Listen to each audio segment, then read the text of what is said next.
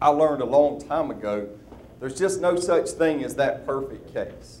Or if there is, I haven't seen it. You know, it's not coming into my office. There's always some kind of contributory negligence issue.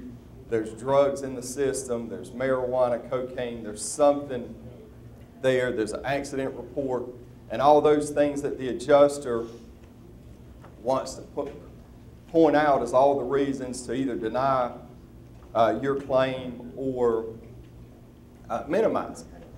But, you know, Matt's presentation, like I said, is a perfect setup for what I'm going to talk about. And again, it just builds on what Code and Matt have already presented and talked about. And again, it's one of the things that I like about being an attorney. You know, I didn't make this up. I didn't invent this. Matt and Code didn't invent it. What I'm saying, you know, we don't have to be giants to face giants. We get to stand on the shoulders of giants to face giants. So that's one of the things we like to do here and want to do with this is, you know, just share information that people along the way have taught us and given us the opportunity, you know, to handle cases and work cases in this way. But again, that perfect case isn't just going to come in the office wrapped up in a box in a nice, neat package, wrapped up cleanly with a nice bow on top for you to send to the insurance company and for them to open it up and say, wow, you know, I can't believe it. They're the greatest attorneys and they've got the perfect case and we're just going to write them the biggest check the insurance policy will allow. It doesn't happen that way. So what I want to talk with you about, again, is finding that diamond in the rough.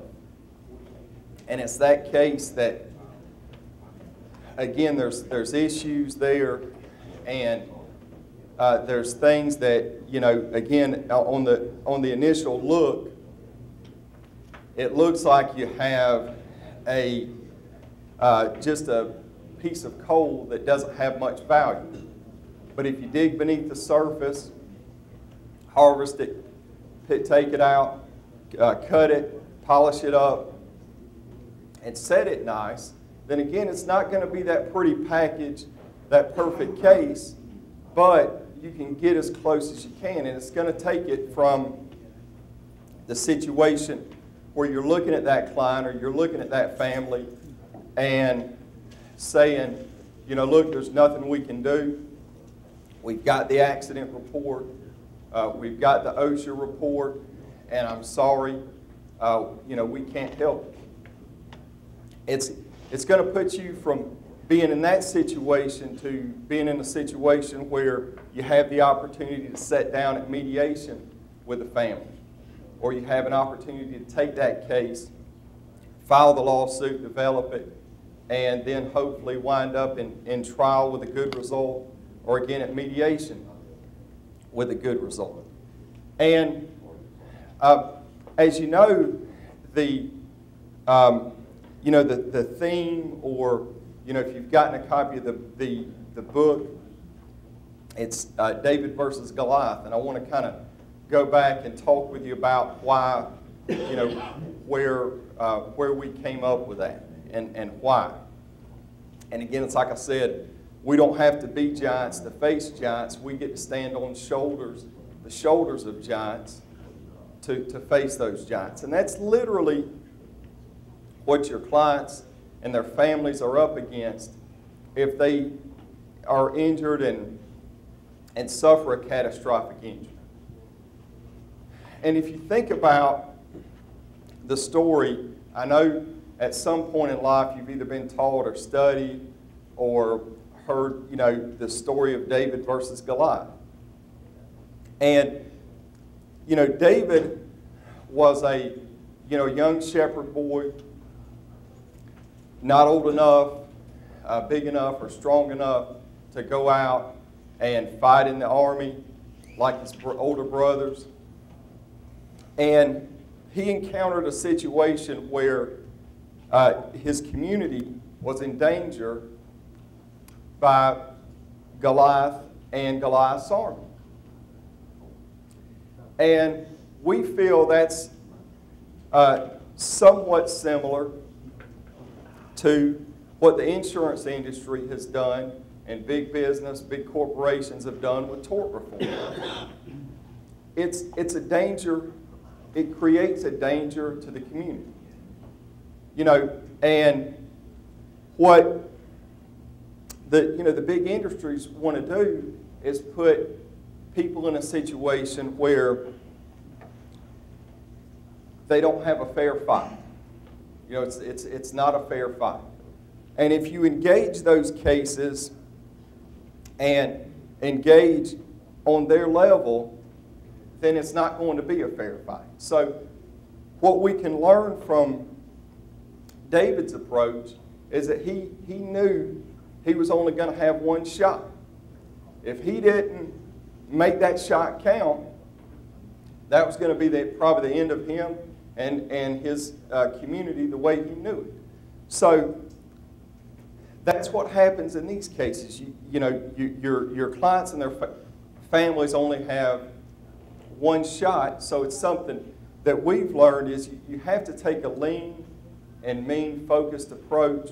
You know, David tried to put on the conventional armor that was used during that day, and he wasn't going to be able to move around in it, maneuver in it. He wasn't comfortable in it, but something that he had done from his life experience. He was good with his sling in facing predators. Again, he was a shepherd, as we all know, and he had a lot of experience fighting off lions and bears, some of them as big and strong as the giant. And so he knew that he could take that one shot and make his community safe. So, like Matt said, you know, at times we're called ambulance chasers. This is what's wrong with the legal community. This is why people have no faith in the legal community. I've seen it, I've heard it from adjusters. And there was a time in my life when that would make me question what I do. But I can assure you, when you have the opportunity to see unsafe work conditions, unsafe conditions on the highway, and you have an opportunity to go in and address those unsafe conditions for your community, you know you're doing the right thing. You know you're where you're supposed to be. And if you practice long enough, and some of you may already be handling these types of cases, but again, whether you are or whether you're not, you're going to have an opportunity. There's going to be an opportunity where you're going to see a situation where a company is putting profits over safety, and you're going to have an opportunity to go in and address that situation. But in order to do that, again, you've got to scratch beneath the surface, because if not, it's going to be one of those situations that Co and Matt have already talked about, and I'm going to touch on, where, again, on the surface, it's going to appear like there's no case, your client is at fault. So again, just to kind of build on what Co and Matt have talked about, in order to find that diamond in the rough, it really just boils down to the early and thorough trial preparation. You know, when the client or the client's family comes in, you want to develop a preliminary strategy, a game plan, and the goal is to find out what really happened. You know, don't just take the accident report and take that at face value. You know, dig a little bit deeper and start that early and thorough trial preparation. Oftentimes, you're going to get experts involved. You know, since we're talking about car and commercial truck wreck cases today, accident reconstruction experts, a electronic control module or black box experts can be invaluable in these cases to help you find out what really happened. And again, as Co and Matt have pointed out, calling the investigating officer, making a phone call, go to any witnesses, going out to the wreck scene and actually taking a look at skid marks and the terrain, and actually just looking at things to find out exactly what happened. And then, again, to find that diamond in the rough, part of it is just some very basic things. We call it, shepherding the client, and basically keeping that open communication with your client. Just keeping an open channel of communication to find out how they're doing, how their treatment is going, what the doctors are telling them, what kind of follow-up visits, follow-up care they have. Oftentimes, and in most cases, it's the first time they've ever been in a situation like this, and just simple, basic things as far as their medical care, being open with the doctor about the full extent of their injuries, just some very basic things.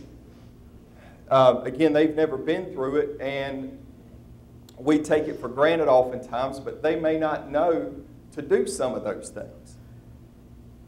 And again, oftentimes that open channel of communication can make all the difference in the world in a case. We had a case recently where on the surface it looked like an average car wreck case.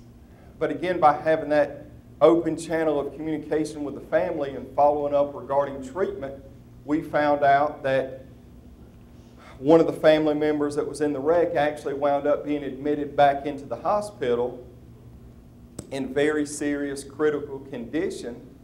And we knew that really changed the facts and circumstances of the case. So a case that we initially thought would be packaging up and getting all the records together, documenting everything, and writing a nice, thorough demand letter like Coke talked about, it turned into filing a lawsuit because the one of the people that were in the wreck, one of our clients actually wound up dying after, again, going into the hospital. So it was very important to get that lawsuit filed immediately. But again, without that open communication, a lot of clients, once they meet with you, if you don't talk with them about staying in touch, if you don't follow up with them about their treatment, their follow-up appointments, their follow-up visits, you're not going to know about the changes in their condition, the things that can really impact the direction a case needs to go in, that can impact the value of the case. So, again, we've talked about doing a thorough investigation, examining physical evidence, and again, oftentimes that investigation is going to entail bringing in an accident reconstruction expert. It may entail bringing in a private investigator to actually help you locate documents and witnesses and actually talk with people. And again, it may entail bringing in a black box or electronic control module expert. Now, this is actually a picture of a wreck scene in which the deceased, in the accident report, the case, and again, this is one of those cases that Matt talked about that, generally speaking, that family's only going to get that one opinion. But in this situation, this is a picture of a wreck scene, and the trooper that investigated the wreck and subsequently wrote a report, wrote the report as if it were the deceased's fault. So again, if all you were going to do is look at the report, you don't have a case. But again, through that early and thorough trial preparation and the investigation, you're going to see that there's more to it. This is an example of that diamond in the rough. So you want to also do, not just look at the wreck scene, you're going to do an equipment inspection. You're going to look at the service of the brakes, the steering mechanism, the lighting devices and reflectors, the tires, and the horn. And what you're going to find in this particular case is this particular vehicle, in looking at the vehicle inspection, it had been classified as being out of service because the brakes were out of adjustment. So when you go back to the wreck scene, you see the point of impact there. Again, the trooper blames the deceased for causing the wreck, but you see those skid marks there. So you think, well, why in the world would those skid marks be positioned in the road that way? And then, why would the trooper blame the deceased? Well, something that that we've learned in handling these types of cases is when a commercial truck wreck happens, the truck driver is typically instructed by their employer to call risk management. Their first phone call is to risk management. What does risk management do? Manage risk, manage payout, manage liability. So what do? They tell the driver not to admit fault, not to make any kind of admissions, and they oftentimes dispatch an attorney, an insurance adjuster, and an investigator out to the scene. And what do? Oftentimes, they manipulate evidence, destroy evidence, falsify evidence, and later in the case sometimes will obstruct evidence. Now, going forward with the investigation, you're going to look at the load inspection. And right here's another example of profits over safety. Not only was this vehicle's brakes out of service, but it's 93,500 pounds over load. Out of service, 93,500 pounds over load. Again, that could give a good explanation for these skid marks. And as Matt pointed to, we're going to have our last speaker for today is actually a renowned accident reconstruction black box expert, and he will explain how that comes into play as far as the investigation. But again, I'm just I'm not going to go over any event data from the electronic control module here, but again, I'm just giving you an example of how a thorough investigation will develop that diamond in the rough. So next, you're going to take a look at the driver qualifications, the driving record. You're going to get all the employment records you can, and you find out, well, possibly, by looking at the driving history, on top of the brakes being out of service, the truck being overloaded, you possibly have a driver that shouldn't be behind the wheel of that vehicle. 15 speeding tickets, 10 overweight limit tickets, 10 moving violations, 3 wrecks, and 1 license suspension. The next thing I'm going to show you is this driver's Social Security disability application.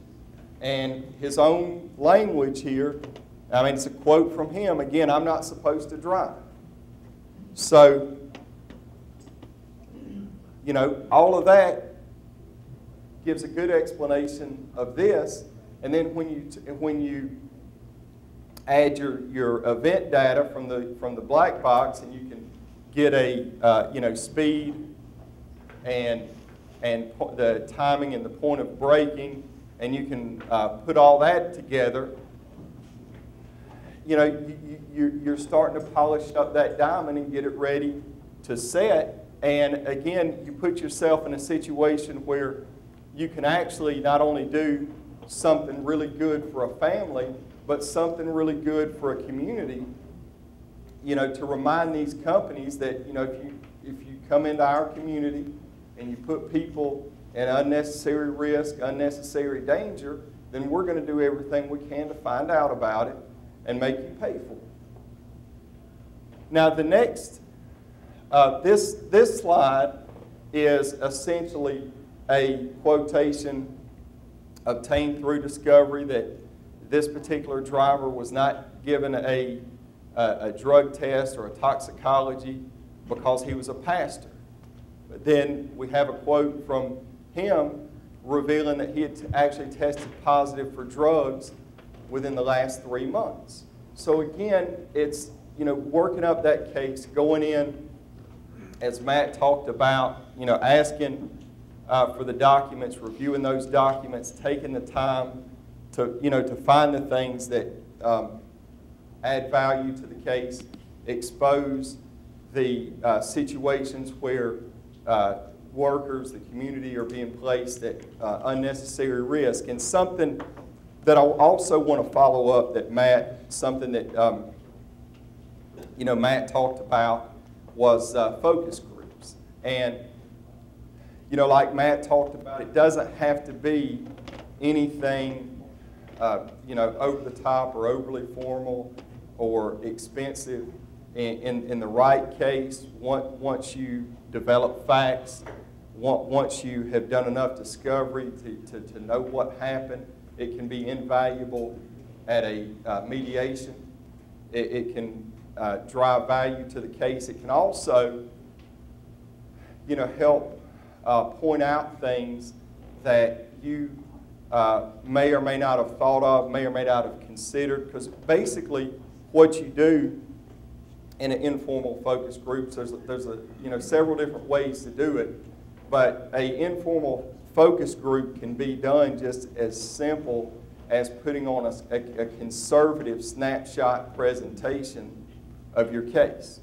You don't want to do anything that's just so far over the top, because you want to give them a generally speaking, you want to give them a conservative view and kind of show both sides, the good points about your case, the negative points about your case, and then it gives you an opportunity.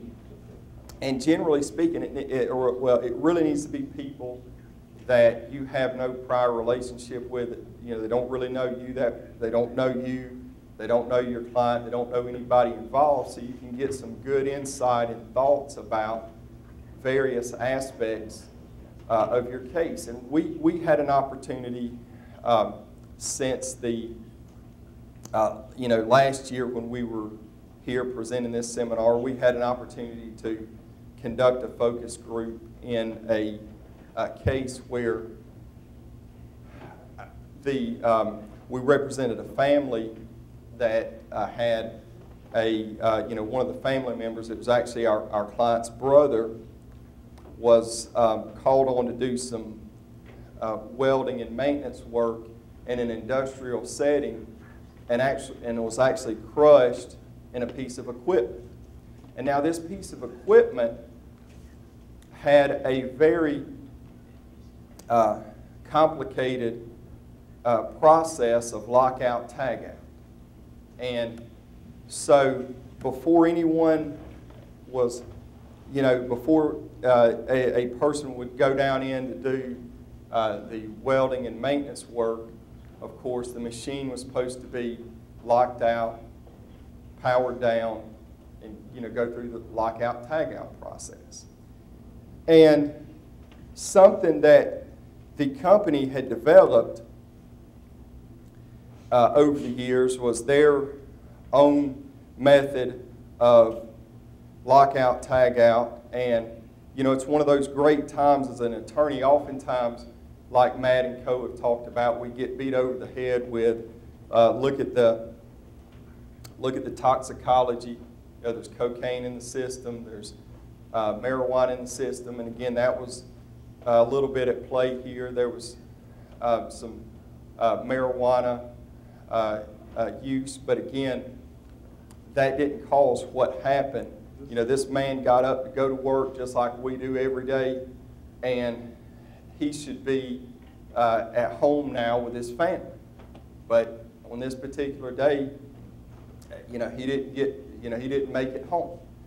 And again, this is a very complicated piece of machinery that had multiple steps in the lockout, tagout process that would be impacted by adjacent pieces of machinery that that were also to be powered down, locked out, lockout, tagout, and all this electronic machinery interface, and would impact, if you turn off one piece of machinery, it's going to impact the next piece of machinery. So it's a very complicated process, and we're talking about somebody that's called in to do, contract work. And it's a great experience as a lawyer when you have their safety director in a deposition, and that safety director is blaming the deceased, the brother of your client, and you ask her to give you the lockout tagout. She's the safety director responsible for teaching the employees and enforcing their hazardous energy control policy of this major corporation, and she can't give it to you.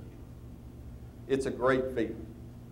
She can't give you the lockout tagout, and she's been that company's employee responsible for enforcing their energy safety control policies, and she can't give it to you, and she wants to blame your worker that's there one day to do that specific job.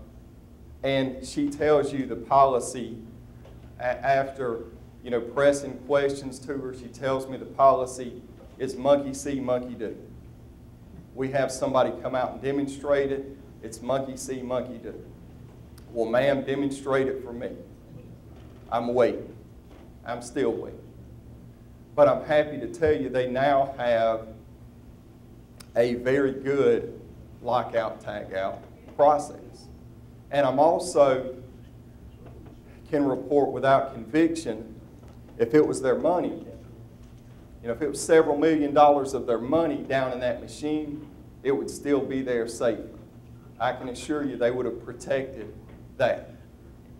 And, again, people can say, well, the money isn't going to bring that person back. It's not going to, but I can assure you it can go a long way to help a family that has lost a loved one in a situation like that. It can also go a long way to help make the community safer. And just one other quick thing about that case, it was also a great feeling having the technical director of the company, again, a longtime employee of the company, and asking him questions in his deposition about how the electronics or the interfacing of one machine, in other words, you power down one machine, how does that affect the energy control of the other machine? How does that affect the lockout, tagout? And they really have no idea. And these are the people that are charged with training, implementing the policy. And in that particular case, it was, again, just another situation of a company putting profits and productivity. Now, something they could tell you, they could tell to the 100% accurate, they could tell you how, what their production was at any given time. The safety director and technical director, they had a thumb, they had a great working knowledge of what their production and productivity and output was. But again, the safety oftentimes in these companies is not on the same level as the profits and productivity. So, I'm talking with you about that just to remind you that if you haven't seen those kinds of cases, you're going to get an opportunity to. And we want to make sure when that opportunity comes in and that opportunity knocks, you're like David, you're ready to step up and take that shot, because, it's just like the old saying, the bigger they are, the harder they fall. And it's a great feeling to, when you've taken that shot and you see that giant fall. it's a great feeling, and again, it reminds you of why you put all the time in to doing the work that you do. Yes. It's going so smoothly and so jam-packed with information. But I was curious, back in the truck wreck, you found out, you guys know that in a commercial truck wreck, the driver was told to call risk management. Right? Yes. Yes. And in that case or other cases, is it easy, discoverable to find out what you did call them and what was said? Well, yeah, again, that's where, back to what Matt and Co have talked about. That's why now, I'm not necessarily going to say it's always easy, because in the first responses and the first production of documents, again, that insurance adjuster is generally, or the defense lawyer is generally not going to say, we had an investigator and an adjuster and an attorney out at the scene that took the log books and took the black box and all of those things. And then, by the way, your client had marijuana in the system. They're not going to do that. They're going to point you to the accident report. They're going to point you to the bad things about the case. But if you keep pushing the issue through discovery, subpoenas, requests for production, interrogatories, depositions, and again, as Matt pointed out, in some cases going through and getting the hard drives and going through. I know Matt talked about a case last year where over time and the facts and circumstances of the case, he actually found out that the driver took his log books and turned them over to the defense attorney. And it took a lot of time in litigating the case to find that out. So again, it's not something they're just going to send to you immediately, but generally speaking, you can, through the discovery process, you can oftentimes. The driver said, well, I started staying on the brakes and the brakes was working. I mean, is that turns up in that conversation? What happens, I can point out a case where we were able to find that the driver wasn't being truthful, and the way you oftentimes do that is either through interrogatories or a deposition of the driver, and you get the driver under oath and get that driver to talk about what happened, and then you have your electronic control module black box expert compare what the event data shows as far as speed, the time of brake, and the time of the point of impact, all of those things. And oftentimes you'll find out that it doesn't match what the driver said. In other words, the driver will say, oh yeah, I slammed on the brakes, but then in looking at the event data, you see the driver actually didn't slam on the brakes. So then that leads you to think, well, what was it? Was he texting? Was he, not paying attention? Were there drugs in the system? What's going on? And so again, that's how, just kind of piece by piece, you're able to put it together and find those things out. Well, this is pre-suit, though, right? No, typically in a truck wreck, in a commercial truck wreck case, you're going to want to file suit immediately, because that's how you get to all of that valuable information. If you wait, if you wait. Now, again, there are some circumstances where maybe, you'll write a demand in a commercial truck wreck and just settle it without filing a lawsuit. But generally speaking, you're going to file the lawsuit in the commercial truck wreck immediately, because you want to get to all of that valuable information. And like Cope pointed out, some of it's going to be available through Freedom of Information Act requests, through accident, through driving histories and driver abstracts, aliquot, and those things. But a lot of that valuable information, you're just not going to get without, subpoenas and discovery requests and depositions. So generally speaking, in the commercial truck wreck cases, you're going to file suit immediately. Well, if you send an investigator out to approach these drivers, will they generally give your guy a statement, or not? Those are situations that you you have to be careful with that. So generally speaking, you're just going to take their deposition. You're going to serve interrogatories, requests for production. Then once you feel like you've got enough information built up in your file to take an intelligent deposition, then you're going to just notice their deposition and just get it all under oath that way. Yes. Do you think that there's any value at all? I mean, and this isn't necessarily even just in the commercial trucking industry. I mean, I do understand obviously there, but if just say regular car accident, sending a letter, asking that evidence be preserved.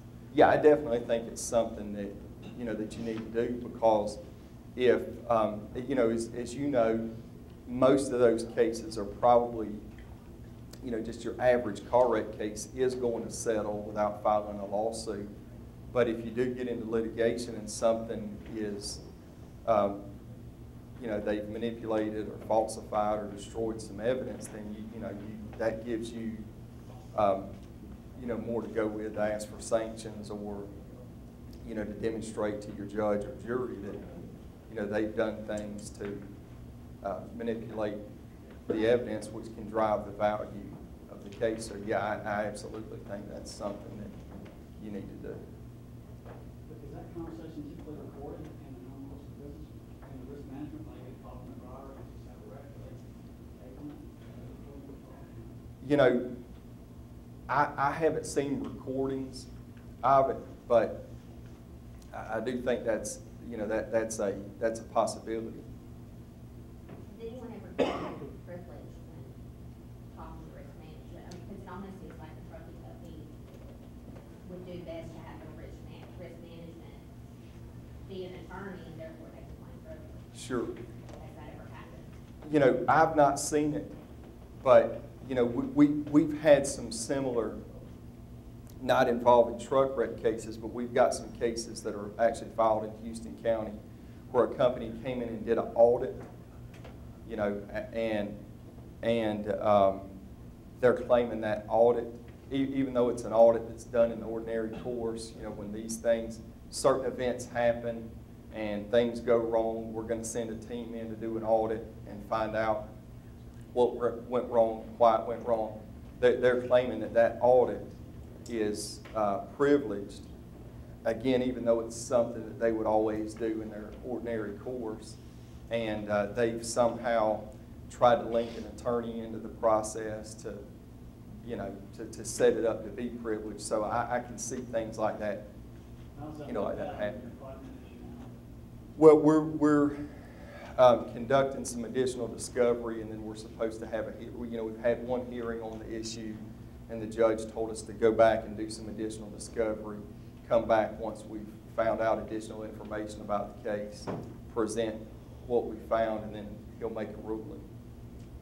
So yeah, that's something that the insurance companies, the business industry, the big industry, they're constantly doing. They're constantly trying to find ways to, again, to hide things and slant the investigation or slant the case their way. So that wouldn't surprise me at all to see that happen. But thanks for your questions.